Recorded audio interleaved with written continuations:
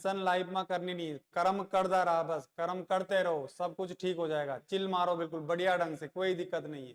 आगे जैसे सरकार आती है, एग्जाम आते रहते हैं जाते रहते हैं, सरकारें आएंगी जाएंगी। अटल बिहारी का एक बड़ा अच्छा भाषण था कि सरकारें आएंगी जाएंगी पर अपना कर्म नहीं छोड़ना। तो वही बात है, पेपर आएंगे जाएंगे, कर्म नहीं छोड़ना, पेपर आगे भी और आएंगे, बिल्कुल बढ़िया बढ़िया। क्या पता आपकी किस्मत किसी अच्छी जगह के लिए हो।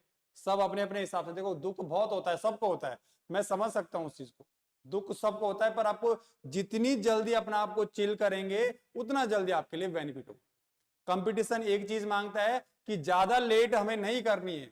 बिल्कुल आपका सडनली आपका 2-4 दिन जो भी है पढ़ने का मन नहीं कर रहा है तो बिल्कुल अपना बढ़िया सा एंजॉय करो, कहीं घूमने चले जाओ, और फिर 15 दिन बाद फिर से रूटीन उसी रूटीन पे आ जाओ। कोई होता है कि कुछ लोग बड़े परेशान होंगे, अच्छी तैयारी रात रात भर परेशान तैयारी की हुई, क्योंकि बच्चे यहाँ पे आके बहुत कुछ लोग इतने मेहनती बच्चे हैं कि दिन भर लगे रहते थे। दिक्कतें हो रही होंगी बहुतों को, कोई दिक्कत नहीं है, बहुत आगे और आपके पास एंटी पड़ा हुआ है। देखो 2 साल की मेहनत आपकी 2 घंटे में खराब हो गई होगी। हम जानते हैं कि कई लोगों का पेपर सही नहीं गया होगा और बहुत सारे लोगों का भी पेपर लगभग सही गया होगा। अगर जिसका पेपर सही नहीं गया, अब देखो उस पेपर के पीछे पड़ने से आपको कोई फायदा नहीं होगा।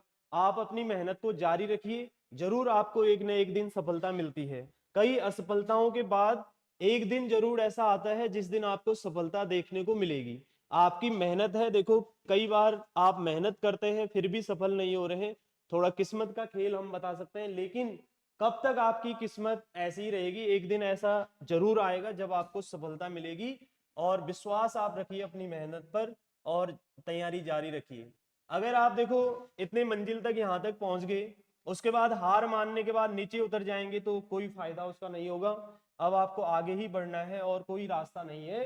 तो अपने लक्ष्य को और कायम बनाकर अपने लक्ष्य के पीछे आप भागते रहिए, जरूर आपको सफलता मिलेगी, उससे हार मत मानिए। अब हिम्मत टूट गई, देखो हिम्मत बांध के रखनी है। आप अभी तो जीवन में कभी भी ऐसा नहीं होता है कि आपको हमेशा सफलता मिल गई, ये तो पूरा जीवन है। जीवन पूरा संघर्ष में ही बीतता है और आपको पूरे जीवन भर संघर्ष ही करना है। आप ऐसा मत सोचो कि जॉब लगने के बाद कोई संघर्ष नहीं है। इसलिए मानो कुछ ना कुछ आप सीख रहे हैं, दिन प्रतिदिन सीख रहे हैं, तो अपनी हिम्मत बना के रखिए और तैयारी जारी रखिए। मेरा तो यही सुझाव है, देखो तैयारी जारी रखिए। आप थोड़ा 1-2 दिन आप आराम कर सकते हैं, अभी ऐसा समय है आपका दिमाग बिल्कुल शांत है। अभी कोई भी आपके पीछे एक लक्ष्य नहीं है कि आप पेपर का दबाव नहीं है। जैसे ही पेपर का दबाव आपके ऊपर आ जाएगा उसके बाद आपकी तैयारी नहीं हो पाती। अभी ऐसा समय है, आप बेसिक चीजों को क्लियर कीजिए, जहां पे आपसे गलती हुई है उस गलती को सुधारिए। जिन सब्जेक्टों में गलती हुई है, जैसे कईयों की रीजनिंग गलत गई होगी, कईयों का कंप्यूटर गलत गया होगा, कईयों का जीएस वाला पोर्शन गलत गया होगा, इन पर मेहनत कीजिए, सही ढंग से जरूर सफलता मिलेगी।